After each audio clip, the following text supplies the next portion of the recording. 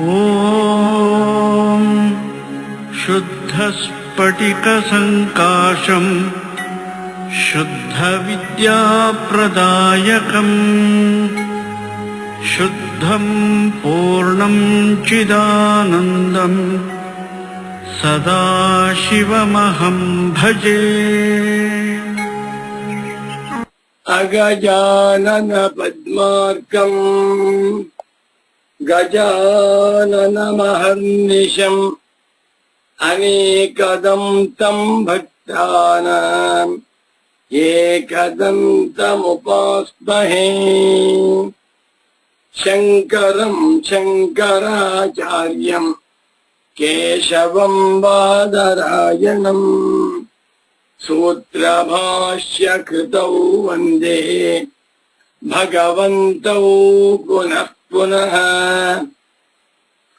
ಶ್ರುತಿ ಸ್ಮೃತಿ ಪುರಾಣಾನಾಂ ಆಲಯಂ ಕರುಣಾಲಯಂ ನಮಾಮಿ ಭಗವತ್ಪಾದಂ ಶಂಕರಂ ಲೋಕಶಂಕರಂ.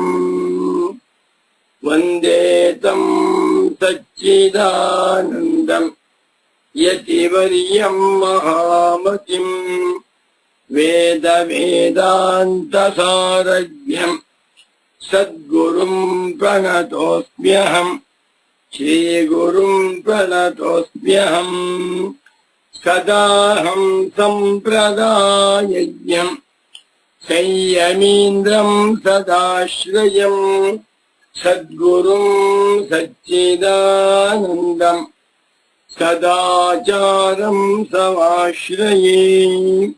ಶಂಕರಾಚಾರ್ಯ ಸಚ್ಚಿಷ್ಯಂ ಜ್ಞಾನಿರಾಜಂ ತಪಸ್ವಿನಂ ನೈಷ್ಕರ್ಮ್ಯ ಸಿದ್ಧಿಕರ್ತಾರಂ ಸುರೇಶ್ವರಮಹಂ ಭಜೆ. ಶ್ರೀಮಚ್ಛಂಕರ ಭಗವತ್ ಪೂಜ್ಯಪಾದ ಮಹಾಸದ್ಗುರುಭ್ಯೋ ನಮಃ. ಶ್ರೀ ಶ್ರೀ ಸಚ್ಚಿದಾನಂದೇಂದ್ರ ಸರಸ್ವತೀ ಸದ್ಗುರು ಪಾದುಕಾಭ್ಯಾಂ ನಮಃ. ನಮೋ ನಮಃ ಸದ್ಗುರು ಪಾದುಕಾಭ್ಯಾಂ. ಸರ್ವಾತ್ಮಾ ಸರ್ವದೃಗ್ಯೋऽಸೌ ಸರ್ವಾಧ್ಯಾಸ ನಿರಾಸಕೃತಿ ಸತತಂ ಸನ್ನಿಧತ್ತಾಂ ಮೇ ಹೃದಯೇ ಪರಮಶಿವಃ. ಸೂತ್ರಭಾಷ್ಯ ಪ್ರಣೇತಾರೌ ವೇದಾಂತಾಬ್ಜ ಪ್ರಭಾಕರೌ ವಂದೇ ಪರಸ್ಪರಾತ್ಮಾನೌ ಬಾದರಾಯಣ ಶಂಕರೌ. ನಮೋ ನಮಃ ಸದ್ಗುರು ಪಾದುಕಾಭ್ಯಾಂ. ಸದ್ಗುರು ಭಕ್ತರು, ಅಧ್ಯಾಸ ಭಾಷ್ಯ ಚಿಂತಕರು, ಮುಮುಕ್ಷ ಸಾಧಕರು, ಭಗವದ್ ಭಕ್ತರು, ವೇದಾಂತ ಪ್ರಿಯರು, ವೇದಾಂತಿಗಳು ಆಗಿರುವ ಆತ್ಮೀಯ ಪ್ರೇಮಾತ್ಮ ಸ್ವರೂಪಿಗಳಾದ ತಮ್ಮೆಲ್ಲರಿಗೂ ಇಂದಿನ ಸುಪ್ರಭಾತವನ್ನು ಹೇಳುತ್ತಾ, ಇಂದು ಶ್ರೀ ವಿಶ್ವಾವಸುನಾಮ ಸಂವತ್ಸರದಲ್ಲಿ ಉತ್ತರಾಯಣ ವಸಂತ ಋತು ವೈಶಾಖ ಮಾಸ ಕೃಷ್ಣ ಪಕ್ಷ ಏಕಾದಶಿ ತಿಥಿ ಶುಕ್ರವಾರ 2025ನೇ ಇಸ್ವಿಯಲ್ಲಿ ಮೇ ಮಾಹೆ 23ನೇ ತಾರೀಖಿನ ಶುಕ್ರವಾರದ ಶುಭೋದಯವನ್ನು ತಮ್ಮೆಲ್ಲರಿಗೂ ಕೋರುತ್ತಾ ಇಂದಿನ ಸುಗಮ ವ್ಯಾಖ್ಯಾನವನ್ನ ಮುಂದುವರ್ಸೋಣ. ಸುಗಮ ಗ್ರಂಥ ಕನ್ನಡದ ಗ್ರಂಥದಲ್ಲಿ 99ನೇ ಪುಟದಲ್ಲಿ ಪ್ಯಾರ ಶುರು ಮಾಡೋಣ. 27ನೇ ಖಂಡ. ತತ್ರೈವ ಮತಾಂತರಂ ತನ್ನಿರಾಕರಣಂಚ. ತತ್ರೈವ ಅಧ್ಯಾಸ ಅವಿದ್ಯಾ ವಿಷಯದಲ್ಲಿ ಸಮೇತಂ ಏವಂ ಲಕ್ಷಣಮಧ್ಯಾಸಂ ಪಂಡಿತಾಃ ಅವಿದ್ಯಾ ಇತಿ ಮನ್ಯಂತೆ. ಶಾಂಕರ ಭಾಷ್ಯ. ಇದಕ್ಕೆ ಈ ವಿಷಯದಲ್ಲಿ ಮತಾಂತರಂ ಮತ್ಕೆಲವು ಮಹಾತ್ಮರಾದ ವಿದ್ವಾಂಸರ ಅಭಿಪ್ರಾಯವನ್ನ ತಿಳಿಸಿ ತನ್ನಿರಾಕರಣ ಆ ಮತವು ಸರಿಯಲ್ಲ ಎಂದು ಪರಮ ಪೂಜ್ಯ ಸದ್ಗುರು ಪುಂಗವರಾದ ಶ್ರೀ ಶ್ರೀ ಶ್ರೀ ಸಚ್ಚಿದಾನಂದೇಂದ್ರ ಸರಸ್ವತಿ ಸ್ವಾಮಿಗಳವರು ಆ ಮತವನ್ನ ನಿರಾಕರಣ ಮಾಡುತ್ತಿದ್ದಾರೆ, ಸರಿಯಲ್ಲ ಅಂತ ಹೇಳ್ತಾರೆ. ಶುರು ಮಾಡ್ತೇನೆ ನೋಡಿ.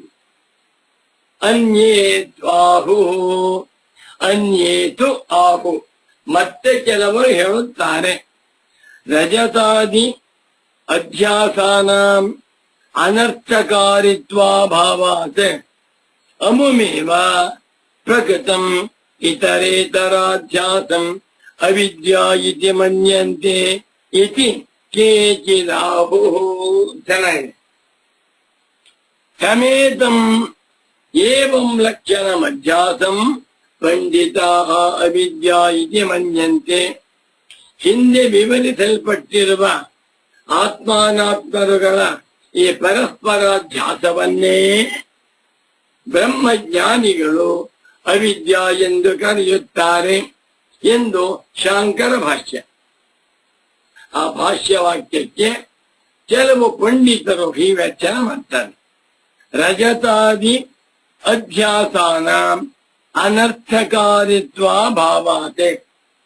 ಶುಕ್ತೌ ರಜತಾಧ್ಯಾಸ, ರಜ್ವಾಂ ಸರ್ಪಾಧ್ಯಾಸ, ಇದೇ ಮುಂತಾದ ಅಧ್ಯಾಸಗಳಲ್ಲಿ ಅನರ್ಥಕಾರಿತ್ವವು ಇಲ್ಲದಿರುವುದರಿಂದ ಕಪ್ಪೆ ಚಿಪ್ಪನ್ನ ಒಬ್ಬ ಮನುಷ್ಯ ಬೆಳ್ಳಿ ಅಂತ ತಿಳ್ಕೊಂಡ, ಅದು ಅನರ್ಥವೇನಾಗುವುದಿಲ್ಲ. ಪೂರ್ವ ಪಕ್ಷ ಅಭಿಪ್ರಾಯ. ಹಗ್ಗವನ್ನ ಹಾವು ಅಂತ ತಿಳ್ಕೊಂಡ, ಅದರಿಂದ ಅನರ್ಥವೇ ಮುಂಟಾಗುವುದಿಲ್ಲ.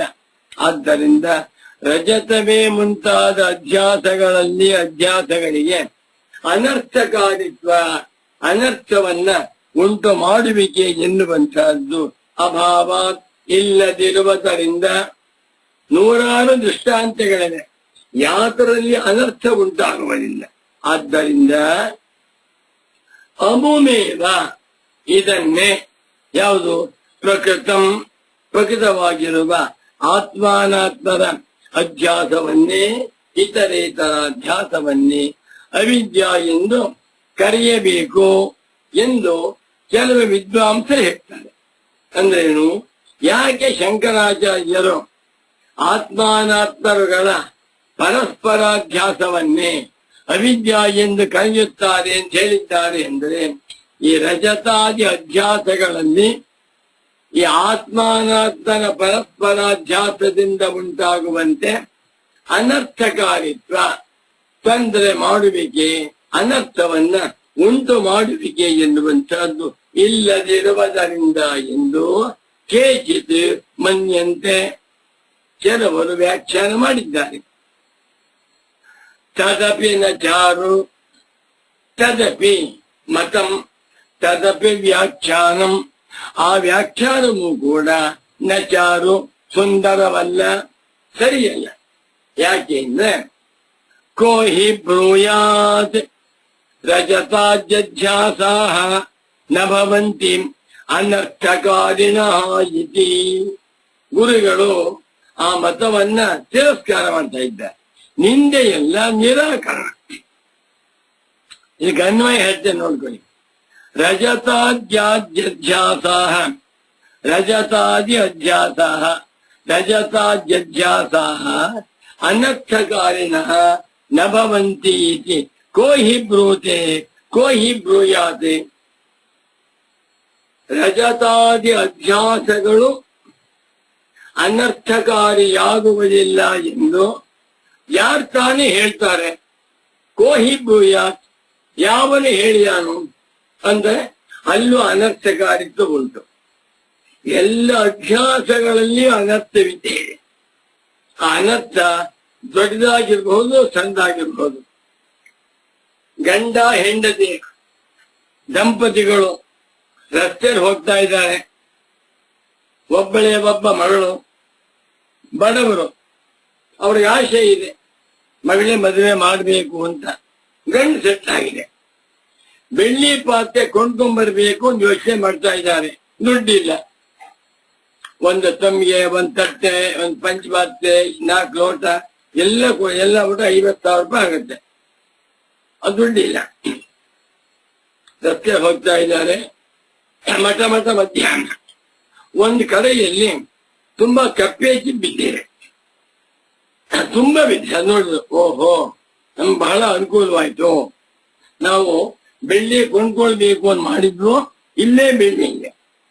ಇದನ್ನ ತಗೊಂಡು ಹೋಗ್ಬಿಟ್ಟು ಅಕ್ಷ ಅಲ್ಲಿ ಕೊಟ್ರೆ ಅವನು ತಮ್ಗೆ ಸತ್ಯ ಮಾಡ್ಕೊಡ್ತಾನೆ ತೀರ್ಮಾನ ಮಾಡ್ಬಿಟ್ಟು ಅವರಿಗೆ ಉಂಟಾಗಿತ್ತು ಕಪ್ಪೆ ಚಿಪ್ಪಿನಲ್ಲಿ ರಜತಾಧ್ಯಾಸ. ಇದರಿಂದ ಯಾವ ಅನರ್ಥವೂ ಉಂಟಾಗುವುದಿಲ್ಲ ಎಂದು ಪೂರ್ವ ಪಕ್ಷಿ ಹೇಳ್ತಾ ಇದ್ದಾರೆ.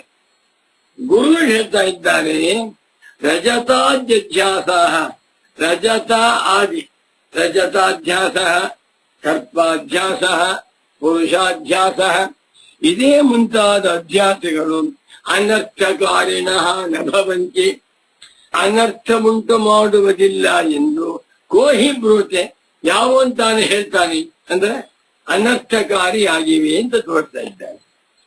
ಪ್ರಸಿದ್ಧಂ ಹಿ ಲೋಕೆ ಶುಕ್ತಿಕಾಯಾಂ ರಜತ ಮಧ್ಯಸ್ಯ ರಜತಾರ್ಥಿ ತದಾ ಕೃಷ್ಣಚೇತಾಃ ತತ್ರ ತದಾದಾನಾಯ ಪ್ರವರ್ತತೆ ಭಗ್ನೇಚ್ಛಶ್ಚ ದುಃಖಂ ಪ್ರಾಪ್ನೋತೀತಿ.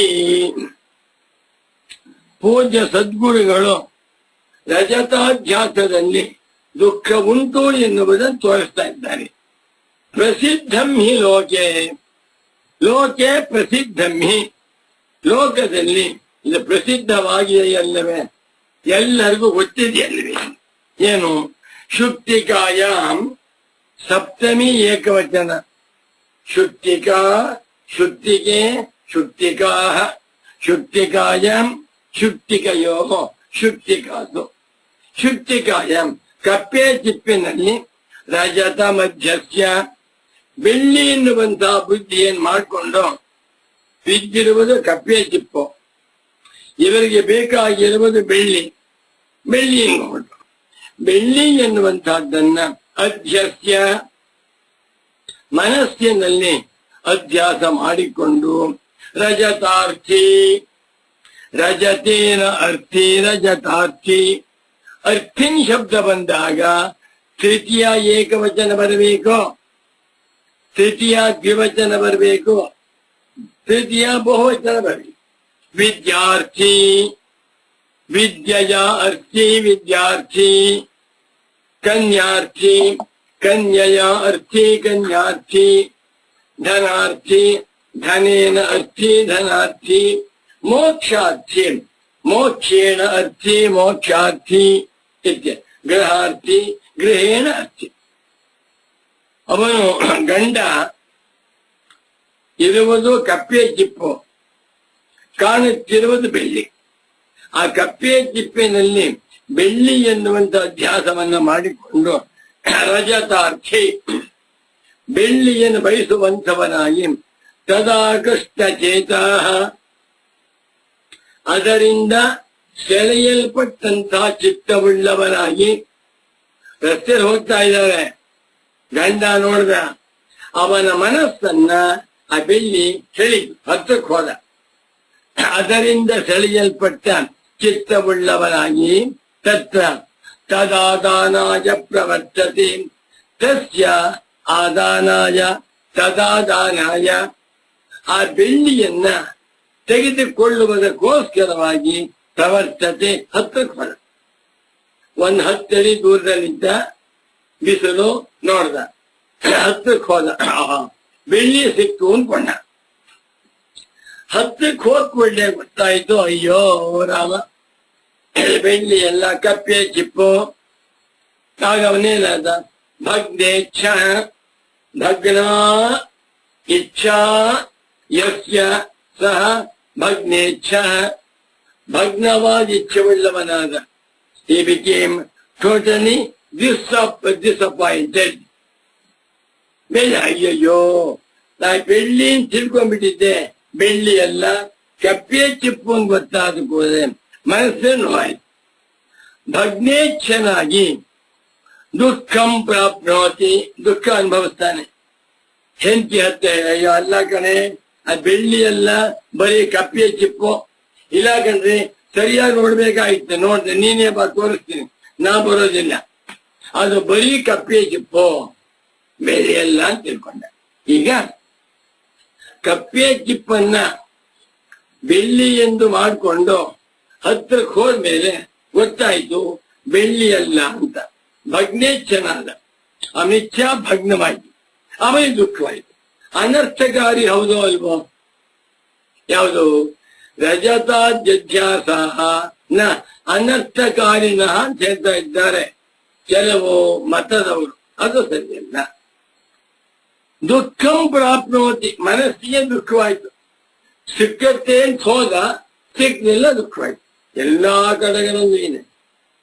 ಆ ಕಾಮವು ಈಡೇರಿಸಲ್ಪಡದೆ ಹೋದರೆ ದುಃಖವಾಯಿತು. ಅನೌನ್ಸ್ ಮಾಡ್ತಾರೆ ಸರ್ಕಾರದವರು, ನಾಳೆ ಬೆಳಿಗ್ಗೆ ಯಾರ್ಯಾರು ಬರ್ತಾರೋ ಅವ್ರಿಗೆಲ್ಲ 1 ಗ್ರಾಮ್ ಚಿನ್ನ ಕೊಡ್ತೀವಿ ಅಂತ 50 ಜನ ಕೊಡ್ತೀವಿ ಅನೌನ್ಸ್ ಮಾಡಿರ್ತಾರೆ. ಹೋದೇನು ಟೈಮ್ ಆಯ್ತು, 50 ಜನ ಕೊಟ್ಟ ಹೋಯ್ತು, ಸಿಕ್ಲಿಲ್ಲ, ಬಂಗಾರ ಬೇಜಾರಾಯ್ತು. ಆದ್ದರಿಂದಲೇ ಮುಮುಕ್ಷ ಸಾಧಕರು ಮನಸ್ಸಿನಲ್ಲಿ ಏನನ್ನು ಕಾಮಿಸಬಾರದು. ಕಾಮ ಜಾನಾಮಿ ತೇ ಮೂಲಂ ಸಂಕಲ್ಪಾತ್ ಖಲು ಜಾಯತೆ ನ ತ್ವಾಂ ಸಂಕಲ್ಪಯಿಷ್ಯಾಮಿ ತೇನ ಮೇ ನ ಭವಿಷ್ಯಸಿ. ಎಲ್ಲಿ ಕಾಮವೇ, ಈಗ ನನಗೆ ನಿನ್ನ ಮೂಲ ಗೊತ್ತಾಯಿತು. ಸಂಕಲ್ಪವೇ ಕಾಮಗಳಿಗೆ ಮೂಲ. ಇನ್ನು ಮೇಲೆ ನಾನು ಯಾವ ಸಂಕಲ್ಪವನ್ನು ಮಾಡಿಕೊಳ್ಳುವುದಿಲ್ಲ. ನನ್ನ ಮನಸ್ಸಿನಲ್ಲಿ ಕಾಮಗಳೇ ಏಳುವುದಿಲ್ಲ. ನಾನು ನಿಶ್ಚಿಂತೆಯಾಗಿರ್ತೇನೆ. ಈ ಕಾಮದಿಂದ ಅನರ್ಥ ಉಂಟಾಗುವಂತಹದ್ದು ಎಲ್ಲರಿಗೂ ಗೊತ್ತಿದೆ. ಚಿಕ್ಕ ಮಕ್ಕಳಿಂದ ಪ್ರಾರಂಭ ಮಾಡಿಕೊಂಡು 89 ವರ್ಷದ ವೃದ್ಧರವರೆಗೂ ಅನ್ನೋದಿದೆ.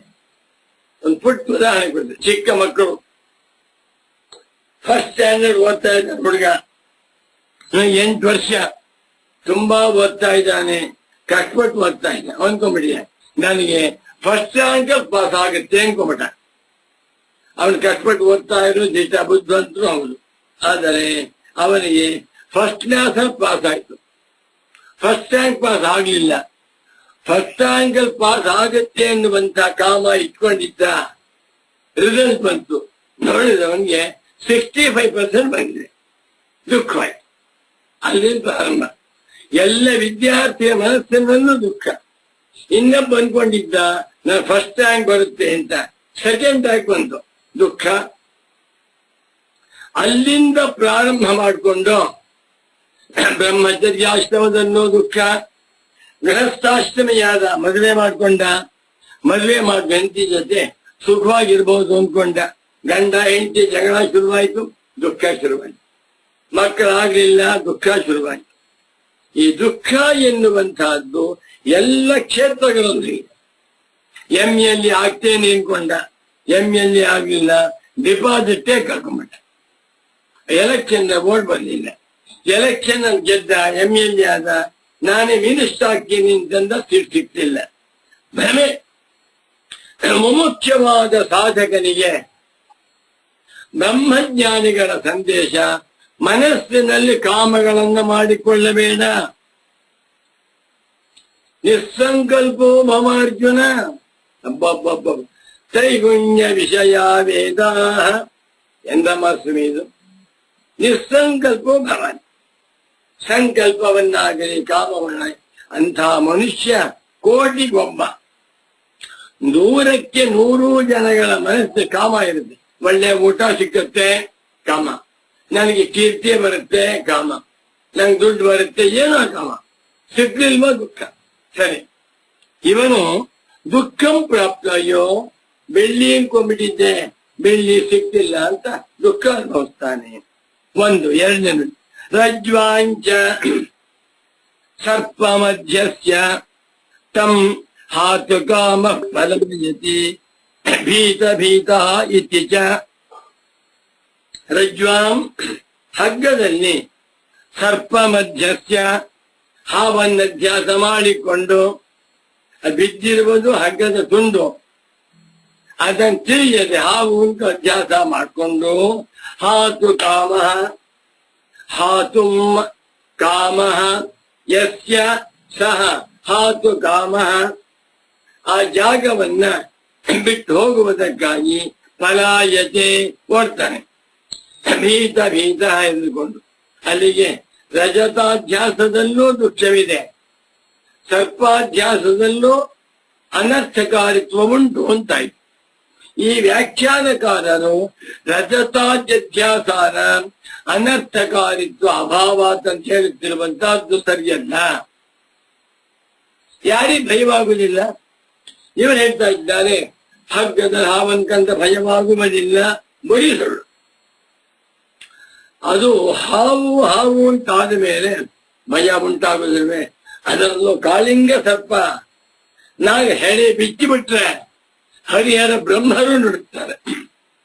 ರಜ್ವಾಂಚ ಹಗ್ಗದಲ್ಲಿ ಸರ್ಪ ಮಧ್ಯಸ್ಯ ಸರ್ಪ ಎನ್ನುವಂತಹ ಬುದ್ಧಿಯನ್ನು ಮಾಡಿಕೊಂಡು ಹಾತು ಕಾಮ ಆ ಹಾವನ್ನ ಬಿಟ್ಟು ಹೋಗುವುದಕ್ಕಾಗಿ ಓಡೋಗ್ತಾನೆ. ಹೇಗೆ? ಭೀತ ಭೀತ ಮತ್ತೆ ಮಧ್ಯಕ್ಕೂ ಓಡೋಗ್ತಾನೆ. ಎರಡಾಯ್ತು. ಪ್ರಸಿದ್ಧಂಚ ಸ್ವಪ್ನೆ ಜಾಗರಿತತ್ವ ಮಧ್ಯಸ್ಯ ಸ್ವಪ್ನ ದಿಗ್ವಿಧಾನ ಬಂದೆ ಸ್ವಪ್ನ ದಿಕ್ ವಿವಿಧಾನ್ ಅನರ್ಥಾನ್ ಭಜತೆ ಇತಿ. ಮತ್ತೊಮ್ಮೆ ಓದ್ತೇನೆ. ಕಣ್ಣಿನ ದೋಷದಿಂದ ಅಕ್ಷರ ಸರಿಯಾಗಿ ಕಾಣಿಸ್ತಾ ಇಲ್ಲ. ಪ್ರಸಿದ್ಧಂಚ ಸ್ವಪ್ನೆ ಪ್ರಸಿದ್ಧಂಚ ಸ್ವಪ್ನೆ ಜಾಗರಿತತ್ವ ಮಧ್ಯಸ್ಯ ಸ್ವಪ್ನ ದೃಕ್ ವಿವಿಧಾನ್ ಅನರ್ಥಾನ್ ಭಜತೆ ಇತಿ. ಮೂರನೇ ದೃಷ್ಟಾಂತ. ಸ್ವಪ್ನೆ ಕನಸಿನಲ್ಲಿದ್ದಾನೆ, ಮಲಗಿಕೊಂಡಿದ್ದಾನೆ, ಕನಸು ಬಿದ್ದಿದೆ. ಆ ಕನಸಿನಲ್ಲಿ ಇವನು ಮಲಗಿಕೊಂಡಿರುವಾಗ ಜಾಗರಿತತ್ವ ಮಧ್ಯಸ್ಯ ಅದನ್ನ ಎಚ್ಚರ ಎಂದು ತಪ್ಪಾಗಿ ತಿಳಿದುಕೊಂಡು ಅದು ಕನಸು. ಮಲಗಿರುವುದು ಹಾಸಿಗೆ ಮೇಲೆ, ಹಾಸಿಗೆ ಇರುವಂತಹದ್ದು 3 ಅಡಿ 6 ಅಡಿ ಮಲಗಿಕೊಂಡಿದ್ದಾನೆ. ಅದನ್ನ ಎಚ್ಚರ ಅಂತ ಹೊರಟ. ಕನಸಿನ ಕಾಲದಲ್ಲಿ ಕನಸು ಎಚ್ಚರವೇ ಹೊರತು ಕನಸಲ್ಲ. ಅದನ್ನ ಎಚ್ಚರ ಎಂದು ಅಭ್ಯಾಸ ಮಾಡಿಕೊಂಡು ಸ್ವಪ್ನದೃಗೆ ಸ್ವಪ್ನಂ ಪಶ್ಯತಿ ಸ್ವಪ್ನದೃಗೆ ಕನಸನ್ನು ಕಾಣುತ್ತಿರುವಂತಹ ಆ ಮನುಷ್ಯನು ವಿವಿಧಾನ್ ಅನರ್ಥಾನ್ ಭಜತೆ. ವಿವಿಧಾನ್ ನಾನಾ ತರಹದ ದುಃಖಗಳನ್ನ ಅನುಭವಿಸ್ತಾನೆ. ಅರ್ಥ ಮಾಡ್ಕೊಳ್ಳಿ. ಒಬ್ಬ ಮನುಷ್ಯ ಮಲಗಿಕೊಂಡಿದ್ದಾನೆ, ಕನಸು ಬಿತ್ತು. ಆ ಕನಸು ಅವನ ಪಾಲಿಗೆ ಎಚ್ಚರ. ಆ ಕನಸನ್ನ ಜಾಗ್ರತೆಂದು ಅಭ್ಯಾಸ ಮಾಡಿಕೊಂಡು ಆ ಕನಸಿನಲ್ಲಿ ನಾನಾ ತರಹದ ಅನರ್ಥಗಳನ್ನ ಕಾಣ್ತಾನೆ. ಯಾರೋ ಬಂದು ಹೊಡೆಯುವ ಹಾಗೆ ಓಡ್ತಾ ಇರ್ತಾನೆ, ಅಲ್ಲಿ ಹಾವು ಸಿಕ್ತಾಗೆ ಇತ್ಯಾದಿ ಇತ್ಯಾದಿ. ಅಲ್ಲೂ ಅನರ್ಥಕಾರಿತ್ವ ಉಂಟು. ಎಲ್ಲಿ ಎಲ್ಲಿ ಅಭ್ಯಾಸ ಉಂಟೋ ಅಲ್ಲೆಲ್ಲಿ ಅನರ್ಥಕಾರಿತ್ವ ಉಂಟು ಅಂತ ತೋರಿಸ್ತಾ ಇದ್ದಾರೆ. ಪ್ರಸಿದ್ಧಂಚ ಇದು ಪ್ರಸಿದ್ಧವಾಗಿದೆ. ಏನು ಹೇಗೆ ಓದಬೇಕು ಅಂತ ಗೊತ್ತೇ ನೋಡಿ. ಪ್ರಸಿದ್ಧಂಚ ಕಾಮ ಸ್ವಪ್ನೆ ಜಾಗರಿತತ್ವ ಮಧ್ಯಸ್ಯ ಸ್ವಪ್ನದೃಕ್ ವಿವಿಧಾನ್ ಅನರ್ಥಾನ್ ಭಜತೆ ಇತಿ ಪ್ರಸಿದ್ಧಂ.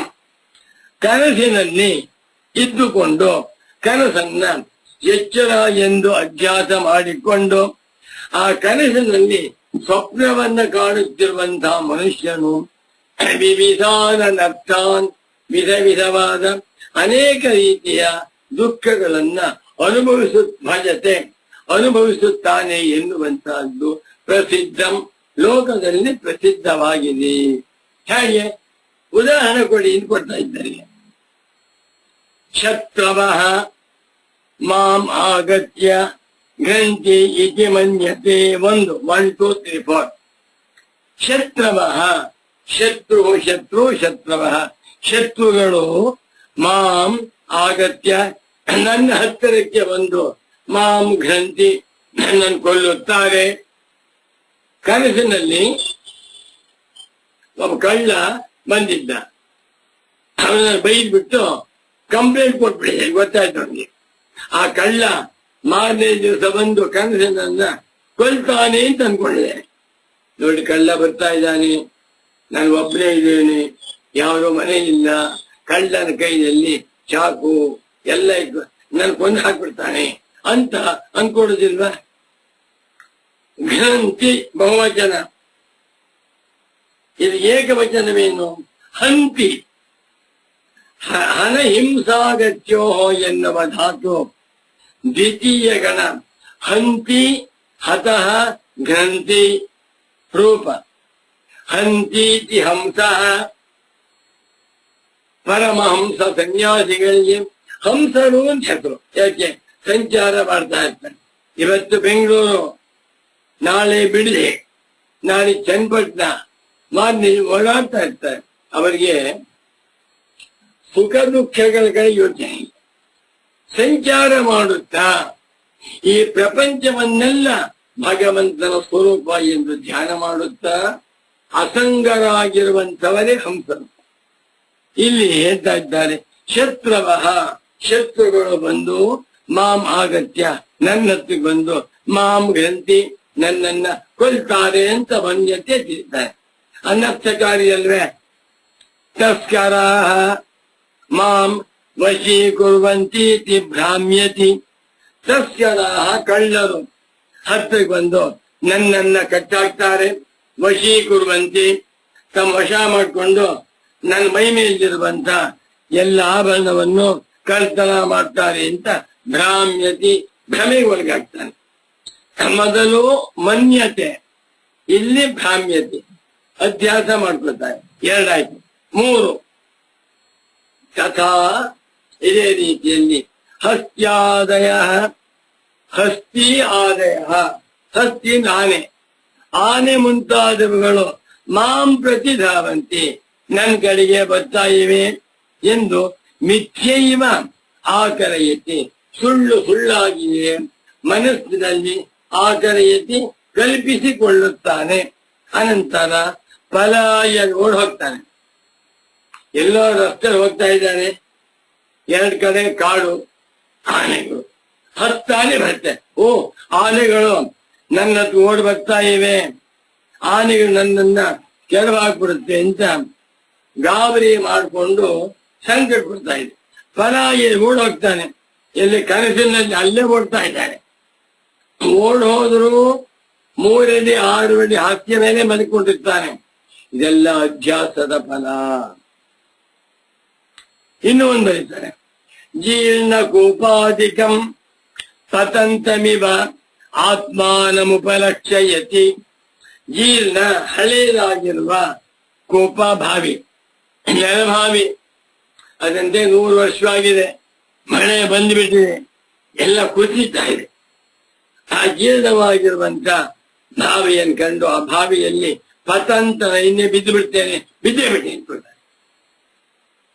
ಹಳೇದಾಗಿರುವ ಹಳೆ ಭಾವಿಯಲ್ಲಿ ಪತಂತಮಿವ ಬೀಳುತ್ತಿದ್ದೇನೆಯೋ ಎನ್ನುವಂತೆ ಆತ್ಮಾನಂ ತನ್ನನ್ನ ಉಪಲಕ್ಷ್ಯಯತಿ ಕಾಣ್ತಾನೆ. ಎಲ್ಲಿ? ಕನಸಿನಲ್ಲಿ. 4 ಉದಾಹರಣೆ ಕೊಡ್ತಾ ಇದ್ದಾರೆ ಗುರು. 1 ಯಾವುದು? ಶತ್ರು ಬರುವಂತೆ. 2 ಕಳ್ಳರು. 3 ಆನೆ. 4 ಭಾವಿ.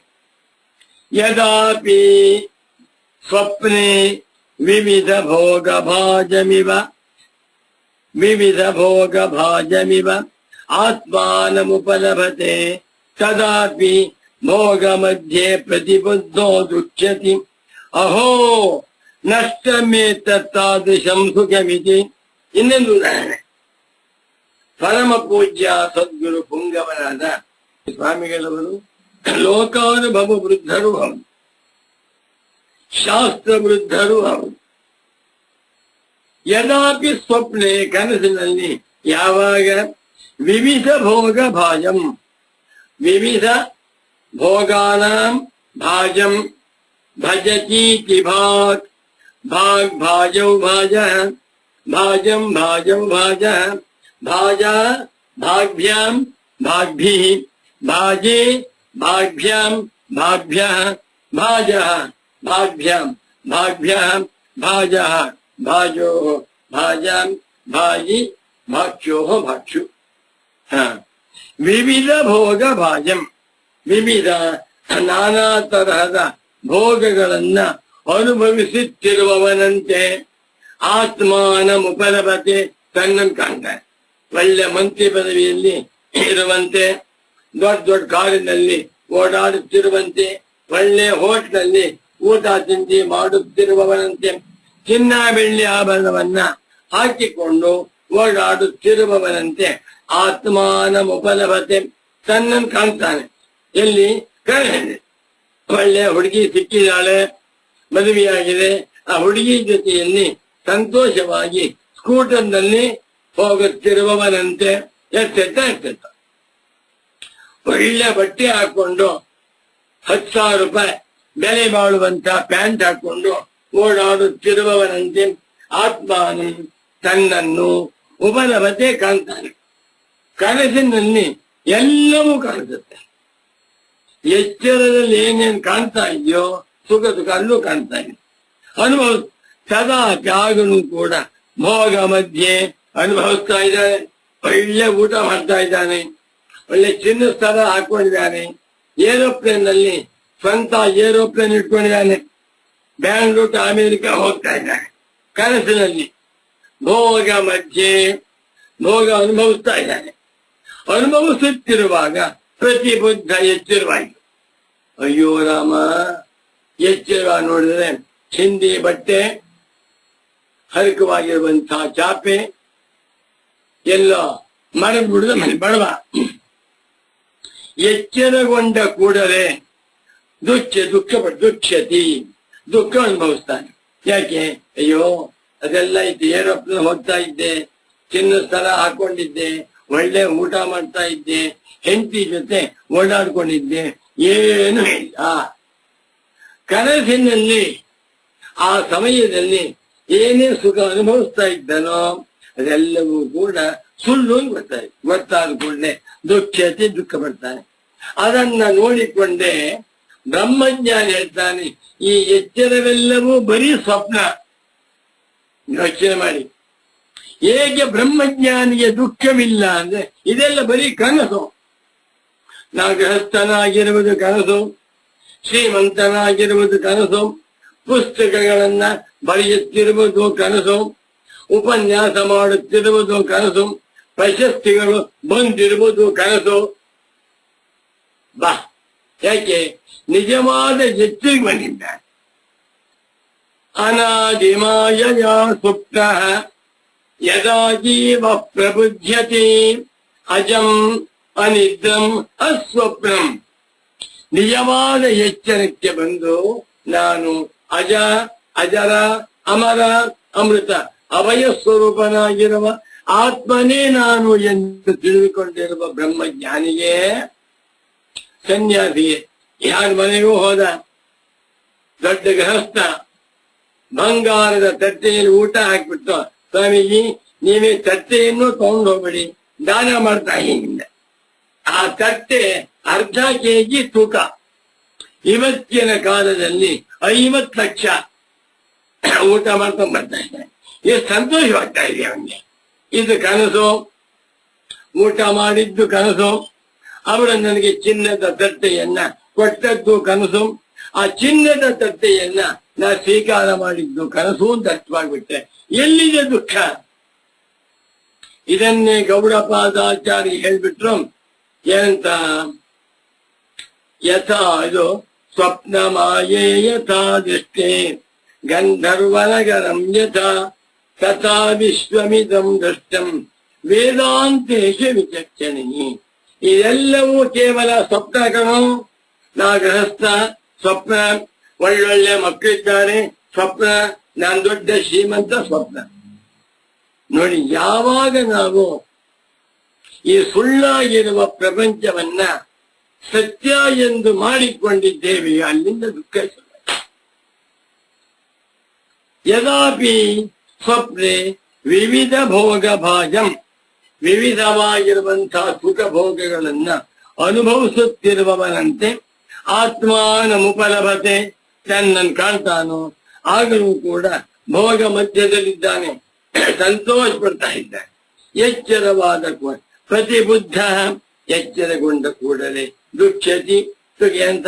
ಅಹೋ ನಷ್ಟ ಮೇತ್ತಯ್ಯೋ, ಸುಖವಾಗಿದ್ದೆ ಸರ್, ಅರಮನೆಯಲ್ಲಿದ್ದೆ, ಹಂಸತೂಲಿಕ ಸ್ವಲ್ಪದಲ್ಲಿ ಮಲಿಕೊಂಡಿದ್ದೆ, ಜೋಕಾಲಿ ಆಡ್ತಾ ಇದ್ದೆ, ಕಾರ್ನ ಓಡಾಡ್ತಾ ಇದ್ದೆ. ಅಯ್ಯೋ, ಆ ಅಂತ ಸುಖ ಭೋಗವೆಲ್ಲವೂ ಕೂಡ ನಷ್ಟ ಹೊರಟೋಯ್ತದ ಅಂತ ದುಃಖ ಬರ್ತಾನೆ.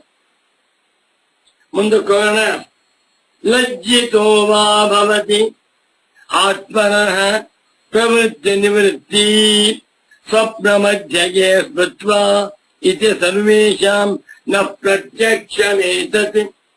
ನಮೋ ನಮಃ ಸದ್ಗುರು ಪಾದುಕಾಭ್ಯಾಂ.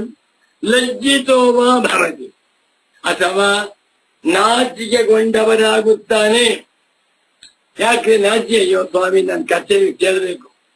ನಾನು ನಿನ್ನೆ ರಾತ್ರಿ ಕನಸಿನಲ್ಲಿ ದೊಡ್ಡ ಶ್ರೀಮಂತರಾಗ್ಬಿಟ್ಟಿದ್ದೆ, 20 kg ಬಂಗಾರ ಇಟ್ಕೊಂಡಿದ್ದೆ, ದೊಡ್ಡ ಅರಮನೆ ಇಟ್ಕೊಂಡಿದ್ದೆ, ಅನುಭವಿಸ್ತಾ ಇದ್ದೆ. ಎಚ್ಚರವಾಗಿ ನೋಡಿದ್ರೆ ಏನೂ ಇಲ್ಲ ಸರ್. ಸೋಮ ಶರ್ಮ ಪಿತಾಯಥ. ನಾಟ್ಯ ಹೇಳ್ಕೊಳ್ಳಕ್ಕೆ ನಾಟ್ಯ. ಹಾಗಿದ್ದೆ ಕನಸಿನಲ್ಲಿ, ಇವಾಗ ಏನೂ ಇಲ್ಲ ಅಂತೇಳಿ ಲಜ್ಜಿತೋವ, ನಾಚಿಕೆ ಉಳ್ಳವನಾಗಿ ತಾನು ಸಂಕಟ ಪಡ್ತಾನೆ. ಆತ್ಮನ ಪ್ರವೃತ್ತಿ ನಿವೃತ್ತಿ ಸ್ವಪ್ನ ಮಧ್ಯೆಗೆ ಸ್ಮೃತ್ವ. ಆತ್ಮನಃ ತನ್ನ ಸ್ವಪ್ನ ಮಧ್ಯೆಗೆ, ಸ್ವಪ್ನ ಮಧ್ಯಂ ಗಚ್ಚತೀತಿ. ಸ್ವಪ್ನ ಮಧ್ಯಗಃ ಪುಲ್ಲಿಂಗ ಪ್ರಥಮ ವ್ಯಕ್ತಿ. ಸ್ವಪ್ನ ಮಧ್ಯಗೆ ಇದು ಸ್ತ್ರೀಲಿಂಗ ಶಬ್ದ. ಸ್ವಪ್ನ ಮಧ್ಯಗ, ಸ್ವಪ್ನ ಮಧ್ಯಗೆ, ಸ್ವಪ್ನ ಮಧ್ಯಗ ಆಕಾರ ಅಂತ ಸ್ತ್ರೀಲಿಂಗ ಶಬ್ದ. ದ್ವಿತೀಯ ವಿಭಕ್ತಿ ದ್ವಿವಚನ ರೂಪ. ಸ್ವಪ್ನದಲ್ಲಿ ತೋರುತ್ತಿದ್ದಂತ ಪ್ರವೃತ್ತಿ ನಿವೃತ್ತಿ. ಪ್ರವೃತ್ತಿಶ್ಚ ನಿವೃತ್ತಿಶ್ಚ. ಪ್ರವೃತ್ತಿ ಒಂದು ಪ್ರವೃತ್ತಿ.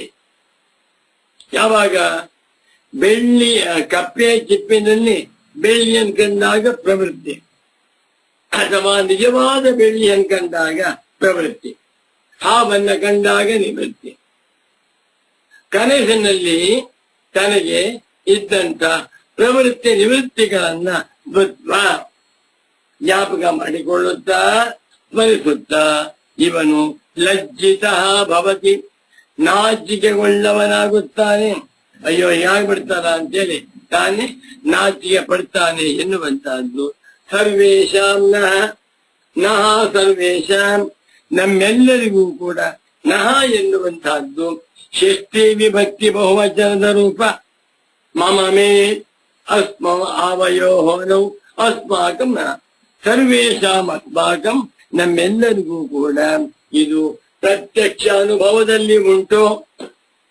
ಅಂದ ಮೇಲೆ ಪೂರ್ವ ಪಕ್ಷಿಗಳು ಅಥವಾ ಬೇರೆ ಮತದವರು, ಕೆಲವು ವ್ಯಾಖ್ಯಾನಕಾರರುಗಳು ಶುಕ್ತಿಕಾರಿ ಅಧ್ಯಾಸಗಳಿಂದ ಅನರ್ಥ ಉಂಟಾಗುವುದಿಲ್ಲ ಅಂತ ಹೇಳಿದ್ದು ತಪ್ಪ. ಎಲ್ಲ ಅಧ್ಯಾಸಗಳನ್ನೂ ದುಃಖ ಉಂಟು, ಅಧ್ಯಾಸವೇ ದುಃಖ. ನಾನು ಸರ್ವಮೇ ತದ್ದುಃಖಂ ಮೃಷಾವಾಸನೋದ್ಭವಂ. ಚೆನ್ನಾಗಿದೆ ಸ್ವಾಮಿ, ನೀವು ಹೇಳಿದ್ದು ತಪ್ಪು. ಈ ದುಃಖವೆಲ್ಲವೂ ಕೂಡ ಮೃಷಾವಾಸನ, ಸುಳ್ಳಾಗಿರುವ ಕನಸಿನ ಅನುಭವದ ವಾಸನೆಯಿಂದ ಉಂಟಾದದ್ದಲ್ಲವೇ? ಯಾವುದು ಸತ್ಯವಲ್ಲ ಅಂದರೆ ಸತ್ಯಂ ಹೌದು. ಅತಯೇವ, ಆದ್ದರಿಂದಲೇ ಲೌಕಿಕೈ ಪರಮಾರ್ಥತ್ವೇನ ಮತಃ. ಅಬ್ಬಾ ಚೆನ್ನಾಗಿ. ಸಾಂಸಾರಿಕಾನರ್ಥೋಪಿ ಏತಾದೃಶ ಏವ ಇತಿ ಆದರ್ಶಯಿತುಂ ವೇದಾಂತ ವೃದ್ಧಾಃ ಸಂಪ್ರತಿಪನ್ನ ಅತ್ಯಾಸ ದುಃಖಾನಿ ಉದಾಹರಂತಿ. ಬ್ಯೂಟಿಫುಲ್, ಬಹಳ ಚೆನ್ನಾಗಿದೆ. ಮತ್ತೊಮ್ಮೆ ಬರ್ತೀನಿ ನೋಡಿ. ಅಲ್ಲ ಸ್ವಾಮಿ, ಸರ್ವಮೇತತೆ, ಎಲ್ಲವೂ ಕೂಡ, ಎಲ್ಲ ದುಃಖವು ವೃಷಾವಾಸನೋದ್ಭವ, ಸುಳ್ಳು ಸುಳ್ಳಾದ ಕಲ್ಪನೆಯಿಂದ ಉಂಟಾದದ್ದಲ್ವೇ. ಸ್ವಪ್ನದ ಕಲ್ಪನೆಯೆಲ್ಲ ಮೃಷ, ಎಚ್ಚರ ಸತ್ಯ ಅಂತ ಮಾಡ್ಕೊಂಡ ದುಃಖ ಪಡ್ತಾ ಇದ್ದಾನೆ. ಅದನ್ನ ನೀವು ತಂದ್ಬಿಟ್ಟು ಎಚ್ಚರದಲ್ಲಿರುವಂತಹ ಅನುಭವಗಳಿಗೆ ಉದಾಹರಣೆ ಕೊಟ್ಟದ್ದು ತಪ್ಪಲ್ಲವೇ ಅಂದ್ರೆ ತಪ್ಪಲ್ಲ, ಸತ್ಯ. ನೀ ಹೇಳುವಂತ ಮಾತು ಸತ್ಯ. ಅತಯೇವ ಲೌಕಿಕೈ ಪರಮಾರ್ಥತ್ವೇನ ಮತಃ ಸಾಂಸಾರಿಕಾನರ್ಥಃ ಅಪಿ ಏತಾದೃಶ ಏವ ಇತಿ ಆದರ್ಶಯಿತುಂ ವೇದಾಂತ ವೃದ್ಧಾಃ ಸಂಪ್ರತಿಪನ್ನ ಅಧ್ಯಾಸ ದುಃಖಾನಿ ಉದಾಹರಂತಿ. ಬ್ಯೂಟಿಫುಲ್ ಆಗಿದೆ. ಇವು ಅಂಡರ್ಲೈನ್, ಇದು ಅರ್ಥವಾಗಿಬಿಟ್ರೆ ಅವನೇ ಬ್ರಹ್ಮಜ್ಞಾನಿ.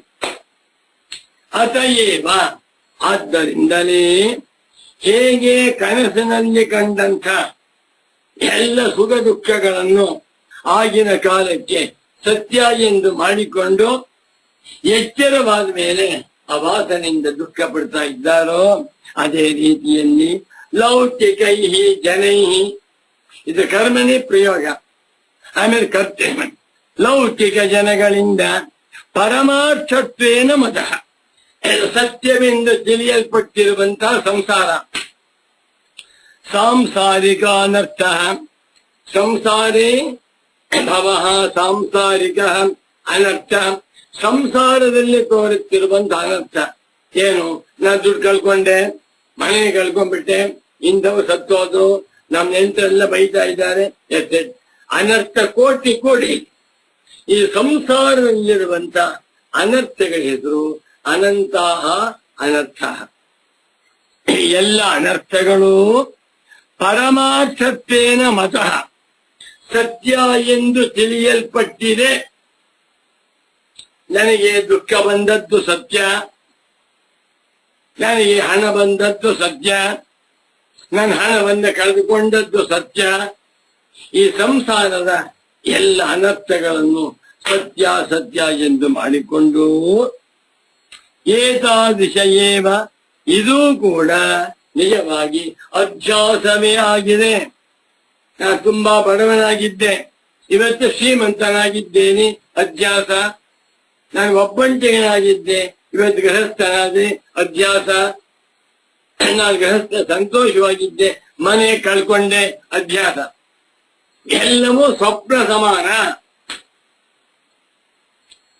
ಇದು ಕೂಡ ನೋಡಿ, ಪರಮಾರ್ಥತ್ವೇನ ಮತ, ಸತ್ಯವೆಂದು ತಿಳಿಯಲ್ಪಟ್ಟಿರುವ ಸಾಂಸಾರಿಕ ಅನರ್ಥವು ಏತಾದೃಶ ಏವ ಅವಿದ್ಯಾ ಕಲ್ಪಿತವಾಗಿಯೇ ಇದೆ ಎಂದು ಆದರ್ಶಯಿತು ತೋರಿಸುವುದಕ್ಕಾಗಿ ವೇದಾಂತ ವೃದ್ಧ, ವೇದಾಂತದಲ್ಲಿ ವೃದ್ಧರು ಬ್ರಹ್ಮಜ್ಞಾನಿಗಳು ಸಂಪ್ರತಿಪನ್ನ ಅಧ್ಯಾಸ ದುಃಖಾನಿ, ಎಲ್ಲರೂ ಕೂಡ ಯಾವ ದುಃಖಗಳನ್ನ ಸತ್ಯ ಎಂದು ಮಾಡಿಕೊಂಡಿದ್ದಾರೆಯೋ ಅದೆಲ್ಲವನ್ನು ಕೂಡ ಉದಾಹರಣೆ ಮಾಡ್ತಾರೆ. ನಿಜವಾಗಿ ನೋಡಿ, ಒಂದೇ ಮಾತು ಹೇಳಬೇಕಾದ್ರೆ, ಸುಳ್ಳಿನ ಜಗವಿದು. ಕಠೋಪನಿಷತ್ತಿನಲ್ಲಿ ಮೃತ್ಯುದೇವತೆ ಬಾಲಕ ನಚಿಕೇತನ ತೀವ್ರತೆ ಉತ್ತಮಾಧಿಕಾರಿತ್ವವನ್ನು ಕಂಡು ತತ್ವವನ್ನು ತಿಳಿಸುತ್ತಾ ಹೀಗೆ ಹೇಳುತ್ತಾನೆ: ಸ್ವಪ್ನಾಂತಂ ಜಾಗರಿತಾಂತಂಚ ಉಭವ್ಯೇನಾನು ಪಶ್ಯತಿ ಮಹಾಂತಂ ವಿಭುಮಾತ್ಮಾನಂ ಮತ್ವಾ ಧೀರೋ ನ ಶೋಚತಿ. ಅಂದರೆ ಎಚ್ಚರವೂ ಸ್ವಪ್ನವೂ ಸಮನಾಗಿ ಯಾವಾತನಿಂದ ಅನುದರ್ಶನ ಮಾಡಲ್ಪಡುವುದೋ ಅವನೇ ಧೀರ, ಮಹಾತ್ಮ. ಈ ಪ್ರಪಂಚದ ಒಡೆಯನೆಂದು ತಿಳಿದಿದ್ದರಿಂದ ಶೋಕಿಸುವುದಿಲ್ಲ. ಶ್ರೀಗಳವರು ತಮ್ಮ ಹಾಡಿನಲ್ಲಿ ತೋರಿ ಹಾರುವ ಈ ಮಾಯೆ ಸತ್ಯವಲ್ಲ, ನಮ್ಮೆಲ್ಲರ ಗುರಿ ಆನಂದವೆಂಬ ದಡವನ್ನು ಸೇರಿ ಜನನ ಮರಣದ ಹಿಡಿತದಿಂದ ದೂರಾಗುವುದು ಎಂದು ಹೀಗೆ ಎಚ್ಚರಿಸಿದ್ದಾರೆ.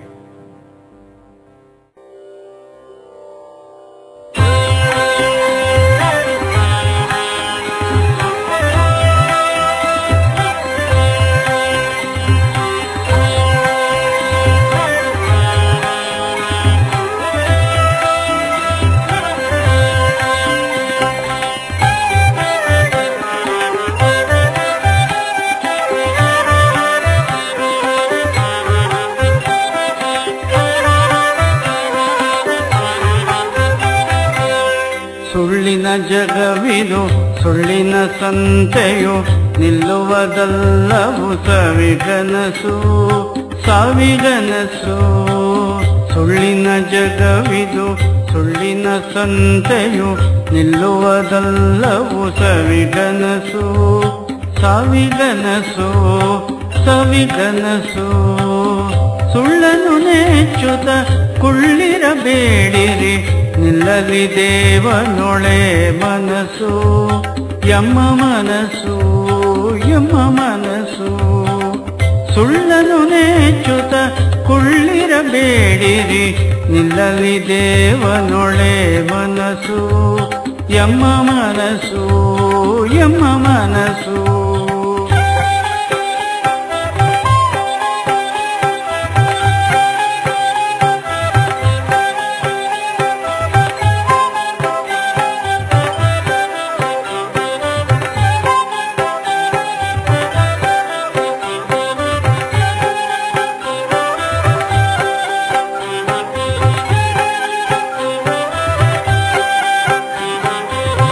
ಒಬ್ಬನೇ ಬರುವನು ಒಬ್ಬನೇ ಹೋಗುವನು, ಒಬ್ಬರಿಗೊಬ್ಬರು ಇಲ್ಲಿಲ್ಲ ಇಲ್ಲಿಲ್ಲ ಇಲ್ಲಿಲ್ಲ.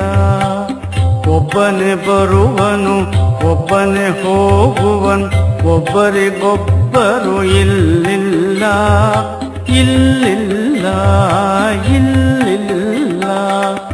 ಒಬ್ಬರ ಹಿಡಿಯುತ್ತಲೂ ಬಿರಬೇಡಿರಿ, ಕೊಬ್ಬಿಡುವಿರಿ ನಿಜ ಕೊನೆಗೆಲ್ಲ ನಿಜ ಕೊನೆಗೆಲ್ಲ. ಒಬ್ಬರ ಹಿಡಿಯುತ್ತಲೂ ಬಿರಬೇಡಿರಿ, ಕೊಬ್ಬಿಡುವಿರಿ ನಿಜ ಕೊನೆಗೆಲ್ಲ ನಿಜ ಕೊನೆಗೆಲ್ಲ.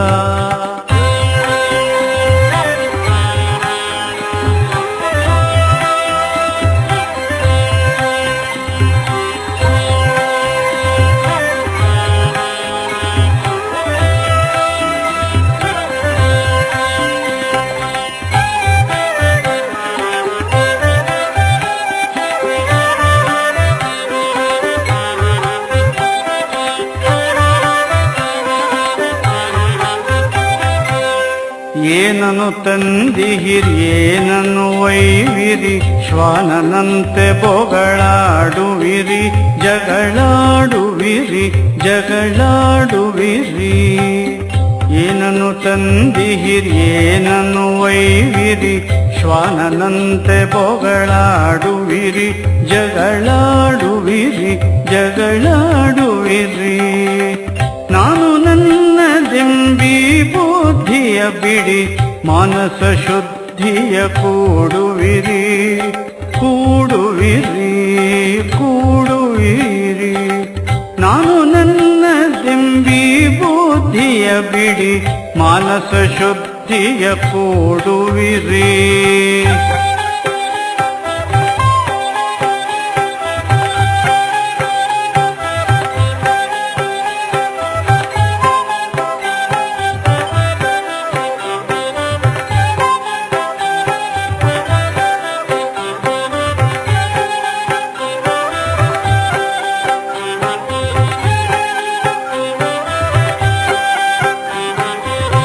ಸುಳ್ಳಿನ ತನುವಿದ ನಂಬುತ್ತಲೇತಕ್ಕೆ, ಜೊಳ್ಳು ಸಂಸ್ಕೃತಿಗೆ ಜೋಲುವಿರಿ ಜೋಲುವಿರಿ ಜೋಲುವಿರಿ.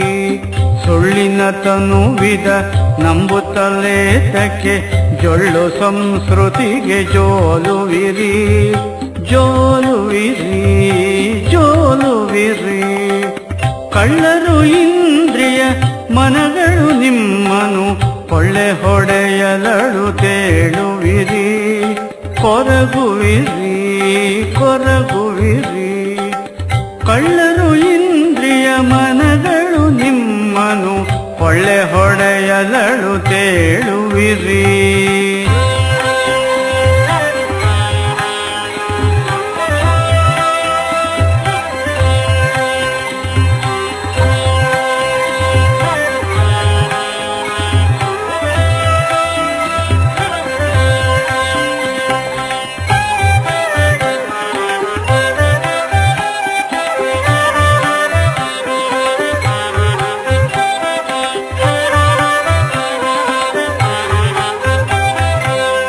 ತೋರಿ ಹಾರುವಿ ಮಾಯೆಯ ತ್ಯಜಿಸಿರಿ ಪಾರಮೇಶ್ವರವ ಭಜಿಸುತ್ತಿರಿ ಭಜಿಸುತ್ತಿರಿ ಭಜಿಸುತ್ತೀರಿ.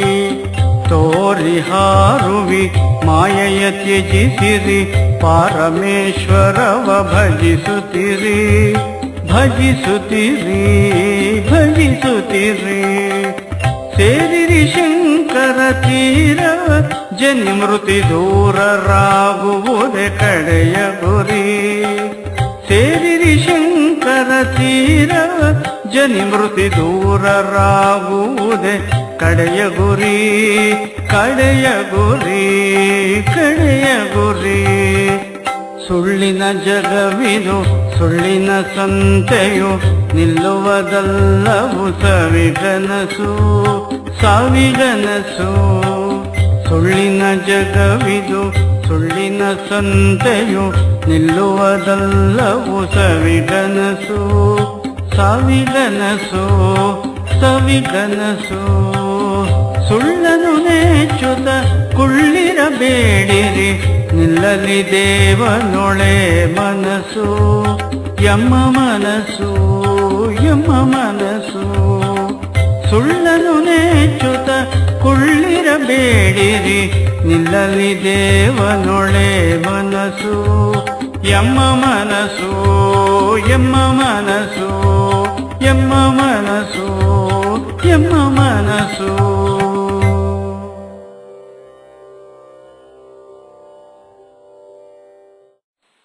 ನಾ ಹೇಳಿದ್ನಲ್ಲ ಯಾವುದು? ಸ್ವಪ್ನ ಮಾಯೇ ಯಥಾ ದೃಷ್ಟಿ ಗಂಧರ್ವ ನಗರಂ ಯಥಾ ತಥಾ ವಿಶ್ವಮಿದಂ ದೃಷ್ಟಂ ವೇದಾಂತೇಶು ವಿಚಕ್ಷನ್. ಈ ಪ್ರಪಂಚದಲ್ಲಿ ನಡೆಯುತ್ತಿರುವ ಎಲ್ಲ ವ್ಯವಹಾರಗಳು ಸ್ವಪ್ನ ಸಮಾನ. ನನಗೆ ಪದ್ಮಶ್ರೀ ಪ್ರಶಸ್ತಿ ಬಂತು, ಸ್ವಪ್ನ. ಕಳ್ಳ ಬಂದು ನಮ್ಮನೆಯನ್ನು ಕನ್ನ ಹೊಡೆದು ಎಲ್ಲ ದುಡ್ಡನ್ನು ಕೊಳ್ಳೆ ಹೊಡ್ಕೊಂಡು ಹೋದ, ಅದು ಸ್ವಪ್ನ. ನನಗೇನ್ ಜನ ಮಕ್ಕಳಿದ್ದಾರೆ, ಅದು ಸ್ವಪ್ನ. ಯಾರೋ ಬಂದ ನನ್ನ ಜೈಲು ಹಾಕಿಲ್ಲ, ಅದು ಸ್ವಪ್ನ. ಯಾಕೆ? ನಿಜವಾದ ಎಚ್ಚರವೇ ಅಲ್ಲ. ನಿಜವಾದ ಆತ್ಮಜ್ಞಾನದ ಎಚ್ಚರದ ದೃಷ್ಟಿಯಿಂದ ಈ ವ್ಯವಹಾರವೆಲ್ಲವೂ ಸ್ವಪ್ನ ಸಮಾನ ಎನ್ನುವುದನ್ನ ತೋರಿಸುವುದಕ್ಕಾಗಿ ವೇದಾಂತೇಶು ವಿಚಕ್ಷಣೆ, ವೇದಾಂತ ವೃದ್ಧರು ನಮಗೆ ಇದೆಲ್ಲವನ್ನು ಉದಾಹರಣೆ ಕೊಡ್ತಾರೆ. ಅತಃ ಆದ್ದರಿಂದ ನ ದೋಷ, ಯಾವ ದೋಷವೂ ಇಲ್ಲ. ಶಂಕರ ಭಗವತ್ ಪೂಜ್ಯ ಪಾದಾಚಾರ್ಯರೆಂಬ ವೇದಾಂತ ವೃದ್ಧರಾದ ಬ್ರಹ್ಮಜ್ಞಾನಿ ಪುಂಗವರು ಅಧ್ಯಾಸ ಭಾಷ್ಯದಲ್ಲಿ ತಮೇತಂ ಏವಂ ಲಕ್ಷಣಂ ಅಧ್ಯಾಸಂ ಪುರಸ್ಕೃತ್ಯ ಸರ್ವೇ ಪ್ರಮಾಣ ಪ್ರಮೇಯ ವ್ಯವಹಾರ ಪ್ರವರ್ತಂತೆ. ಮಾನವರು ಮಾಡುತ್ತಿರುವ ಎಲ್ಲಾ ವ್ಯವಹಾರಗಳು ಅಧ್ಯಾಸದಿಂದ. ನಾನು ಪ್ರತಿದಿನ ಬೆಳಿಗ್ಗೆ ಸ್ನಾನ ಮಾಡಿ ಸಂಧ್ಯಾ ವಂದನೆ ಮಾಡಿ 2 ಗಂಟೆ ಪೂಜೆ ಮಾಡ್ತಾ ಇದ್ದೇನೆ. 6 ಗಂಟೆ ಕೂತ್ ಬಿಟ್ರೆ 8 ಗಂಟೆವರೆಗೆ ರುದ್ರ, ನಮಕ, ಚಮಕ, ಶ್ರೀ ಸೂಕ್ತ, ಪುರುಷ ಸೂಕ್ತ, ಸಹಸ್ರ ಎಲ್ಲ ಪೂಜೆ ಮಾಡ್ತಾರೆ. ನಾನು ದಿನ ಪೂಜೆ ಮಾಡ್ತಾ ಇದ್ದೇನೆ ಅನ್ಕೊಂಡೆ. ಇದು ಸ್ವಪ್ನ. ಏನ್ ಸ್ವಾಮಿ, ನನಗೆ ಪೂಜೆ ಮಾಡ್ತಾ ಇರುವುದರಿಂದ ಬೇಕಾದಷ್ಟು ಅನ್ಕೊಳ್ಬಾಯಿ. 1 ತಿಂಗಳು ನನಗೆ 10 ಲಕ್ಷ ಸಂಪಾದನೆ ಇದೆ. 1 ವರ್ಷಕ್ಕೆ 1 ಕೋಟಿ ಸಂಪಾದನೆ ಇದೆ, ಹೆಮ್ಮೆ ಪಡ್ತಾನೆ. ಅದು ಕನಸು. ನಾನು 1 ವರ್ಷಕ್ಕೆ 2 ಕೋಟಿ ರೂಪಾಯಿ ದಾನವನ್ನು ಮಾಡ್ತಾ ಇದ್ದೇನೆ. ನನ್ನ ಹೆಸರು ಎಲ್ಲಾ ಕಡೆ ಬಂದಿದೆ ನೋಡಿ, ಇದು ಕನಸು. ಯಾವ ಎಚ್ಚರವೇ ಇಲ್ಲ. ನಿಜವಾದ ಎಚ್ಚರವಾಗಿರುವುದಕ್ಕೆ ಗುರುತೇನು? ಅನಾದಿಮಾಯಯ ಸುಪ್ತ ಯದಾ ಜೀವ ಪ್ರಬುಧ್ಯತೆ ಅಜಂ ಅನಿದ್ರಂ ಅಸ್ವಪ್ನಂ ಅದ್ವೈತಮಾತ್ಮಾನಂ ಬುಧ್ಯತೆ. ಇದು ನಿಜವಾದ ಎಚ್ಚರ. ಅಬ್ಬಾ ಜೋರಾಗಿ. ಅತಃ ಆದ್ದರಿಂದ ನ ದೋಷ, ಯಾವ ದೋಷವೂ ಇಲ್ಲ. ತದೇವಂ ಇತರೇತರಾಧ್ಯಾಸಾನಾಮಪಿ ಅನರ್ಥಕಾರಿತ್ವಂ ಸಮಮೇವ ಇತಿ ನ ಕಶ್ಚಿತ್ ವಿಶೇಷ ಅತ್ರ ಯೇನ ಇಮಮೇವ ಅಧ್ಯಾಸಂ ಅವಿದ್ಯಾ ಇತಿ ಮನ್ಯಂತೆ ಇತಿ. ಆದ್ದರಿಂದ ಆ ವ್ಯಾಖ್ಯಾನಕಾರರು ಆತ್ಮಾನಾತ್ಮದ ಇತರೇತರಾಧ್ಯಾಸದಿಂದ ಮಾತ್ರ ಅನರ್ಥ ಉಂಟಾಗುತ್ತಿರುವುದರಿಂದ ಅದನ್ನ ಮನಸ್ಸಿನಲ್ಲಿಟ್ಟುಕೊಂಡು ಭಗವತ್ಪಾದ ಶಂಕರಾಚಾರ್ಯರವರು ಸಮೇತಂ ಆತ್ಮಾನಾತ್ಮನೋ ಇತರೇತರಾಧ್ಯಾಸಂ ಅವಿದ್ಯಾ ಇತಿ ಮನ್ಯಂತೆ ಎಂದು ಹೇಳಿದ್ದಾರೆ ಅನ್ನುವುದು ತಪ್ಪು. ತದೇವಂ ಹೀಗೆ ಇತರೇತರಾಧ್ಯಾಸಾನ ಒಂದನ್ನ ಮತ್ತೊಂದು ತಿಳಿದುಕೊಳ್ಳುವುದೆಂಬ ಅಧ್ಯಾಸವು ಅನರ್ಥಕಾರಿತ್ವಂ ಅನರ್ಥವನ್ನ ಉಂಟು ಮಾಡುತ್ತದೆ ಎನ್ನುವಂತಹದ್ದು ಸಮಮೇವ ಲೌಕಿಕವಾಗಿರುವ ಅಧ್ಯಾಸ, ವೇದಾಂತದಲ್ಲಿ ತಿಳಿಸಲ್ಪಟ್ಟಿರುವಂತಹ ಅಧ್ಯಾಸ ಎರಡಕ್ಕೂ ಕೂಡ ಅನರ್ಥ ಉಂಟು ಮಾಡುವಿಕೆ ಎನ್ನುವುದು ಸಮಾನವಾಗಿದೆ. ಆದ್ದರಿಂದ ನ ಕಶ್ಚಿತ್ ವಿಶೇಷ, ಯಾವ ವಿಶೇಷವೂ ಇಲ್ಲ. ಏನ ಇಮಮೇವ ಅಧ್ಯಾಸಂ ಅವಿದ್ಯಾ ಇತಿ ಮನ್ಯಂತೆ. ಭಗವತ್ಪಾದ ಶಂಕರಾಚಾರ್ಯರವರು ಈ ಆತ್ಮಾನಾತ್ಮರ ಅಧ್ಯಾಸವನ್ನ ಮಾತ್ರ ಅವಿದ್ಯಾ ಎಂದು ಕರೆಯುತ್ತಾರೆ ಅಂತ ಅರ್ಥ ಮಾಡುವುದು ಸರಿಯಲ್ಲ. ನಾವು ಹೇಳಿರುವಂತಹ ವ್ಯಾಖ್ಯಾನವೇ ಸುವ್ಯಾಖ್ಯಾನಂ ಭವೆ. ನಮ್ಮ ಅಭಿಪ್ರಾಯ, ನಮ್ಮ ವ್ಯಾಖ್ಯಾನ, ನಮ್ಮ ಮತವೇ ಸುವ್ಯಾಖ್ಯಾನಂ, ಸರಿಯಾಗಿದೆ ಎಂದು ಯಾವ ದೋಷವೂ ಇಲ್ಲ ಅನ್ಬೇಕು.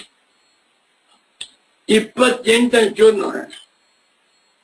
ಅಧ್ಯಾಸಸ್ಯ ಅವಿದ್ಯಾತ್ವಂ ವಿದ್ಯಾ ವಿರೋಧಿತ್ವಾತ್ ತನ್ನಿವರ್ತ್ಯತ್ವಾಚ. ಬ್ಯೂಟಿಫುಲ್ ಆಗಿದೆ ಇದು ನೋಡಿ. ಬಾ, ಸಚ್ಚಿದಾನಂದೇಂದ್ರ ಸರಸ್ವತಿ ಸ್ವಾಮಿಗಳವರು ಶಂಕರ ಭಗವತ್ ಪೂಜ್ಯ ಪಾದಾಚಾರ್ಯರಾಗಿ ಮಾತಾಡ್ತಾ ಇದ್ದಾರೆ. ಇಲ್ಲಿ ಸಾವಧಾನ ಮಾಡೋಣ. ಹಾಗಾದರೆ ಸಮೇತಂ ಏವಂ ಲಕ್ಷಣ ಅಧ್ಯಾಸಂ ಪಂಡಿತ ಅವಿದ್ಯಾ ಇತಿ ಮನ್ಯಂತೆ ಎಂದು ಶಂಕರ. ಈ ಅಧ್ಯಾಸವನ್ನೇ ಪಂಡಿತರುಗಳು, ಬ್ರಹ್ಮಜ್ಞಾನಿಗಳು ಅವಿದ್ಯಾ ಎಂದು ಕರೆಯುತ್ತಾರೆ. ಯಾವುದನ್ನ? ಅಧ್ಯಾಸವನ್ನ. ಯಯೇವ ಅಧ್ಯಾಸ ಸಾ ಏವ ಅವಿದ್ಯಾ, ಯಾ ಏವ ಅವಿದ್ಯಾ ಸ ಏವ ಅಧ್ಯಾಸ. ಅಧ್ಯಾಸಕ್ಕೆ ಮತ್ತೊಂದು ಹೆಸರು ಅವಿದ್ಯಾ, ಅವಿದ್ಯೆಗೆ ಮತ್ತೊಂದು ಹೆಸರು ಅಧ್ಯಾಸ.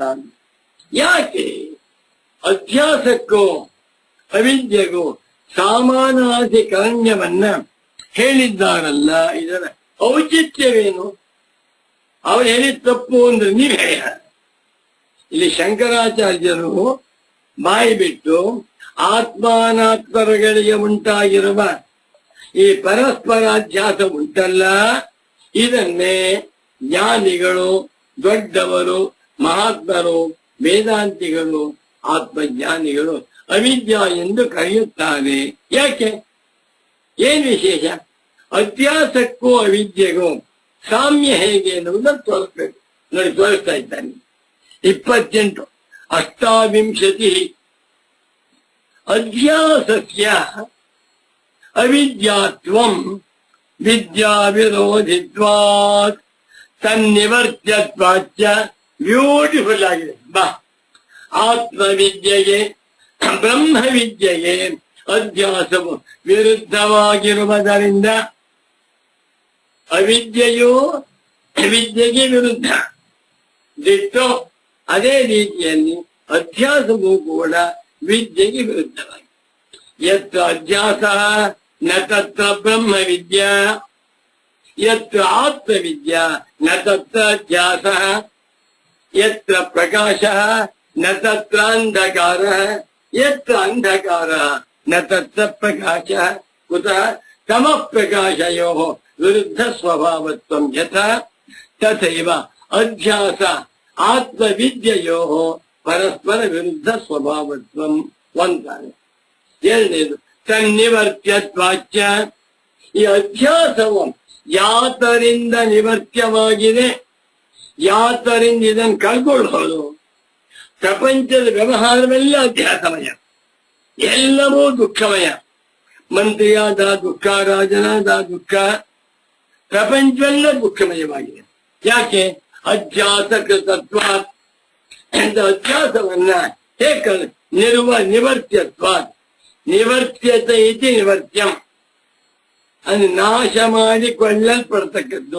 ತನ್ನಿವರ್ತ್ಯತ್ವಾಚ್ಯ ವಿದ್ಯಾ ನಿವರ್ತ್ಯತ್ವಾಚ್ಯ ಬ್ರಹ್ಮ ವಿದ್ಯಾ ಬಂದ ಕೂಡಲೇ ಅವಿದ್ಯೆಯು ಮಂಗಲಮಯ, ಅವಿದ್ಯೆ ಇರುವುದಿಲ್ಲ. ಆದ್ದರಿಂದ ಒಂದು ವಿದ್ಯಾ ವಿರೋಧಿಯಾಗಿದೆ ಅಧ್ಯಾಸವು. ಆದ್ದರಿಂದ ವಿದ್ಯಾ ಎರಡನೇದು ವಿದ್ಯೆಯಿಂದ ನಿವರ್ತ್ಯವಾಗಿದೆ. ವಿದ್ಯಾ ಬಂದ ಕೂಡಲೇ ಅವಿದ್ಯೆಯು ಹೆಸರು ನೋಡೋದು. ಕತ್ತಲೆ ಇತ್ತು, 10 ದಿವಸದಿಂದ ಬೆಳಕು ಬಂತು, ಕತ್ತಲೆ ಕೊಡ್ತಿ. ಉದಿತಾಯ ಉದಿತೇ ಸವಿತರೆ ಶಾರ್ವಣಮೇವ ತಮಃ ಅಂತ ಬರೀತಾರೆ ಗೀತಾ ಭಾಷೆಯಲ್ಲಿ. ಆದ್ದರಿಂದ ಶಂಕರ ಭಗವತ್ ಪೂಜ್ಯಪಾದಾಚಾರ್ಯರು ಅಧ್ಯಾಸವನ್ನ ಅವಿದ್ಯಾ ಎಂದು ಯಾಕೆ ಕರೆದಿದ್ದಾರೆ? ಒಂದು ವಿದ್ಯಾ ವಿರೋಧಿ ಆದ್ದರಿಂದ, ಎರಡನೇದು ವಿದ್ಯಾ ನಿವರ್ತ್ಯವಾಗಿರುವುದರಿಂದ. ಇದನ್ನ ನಾಳೆ ದಿವಸ ಚಿಂತನೆ ಮಾಡಿ ಚೆನ್ನಾಗಿದೆ.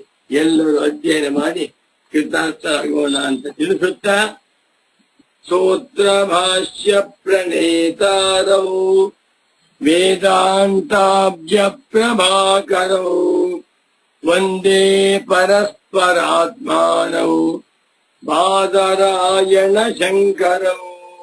ನಮೋ ನಮಃ ಸದ್ಗುರು ಪಾದುಕಾಭ್ಯಾಂ.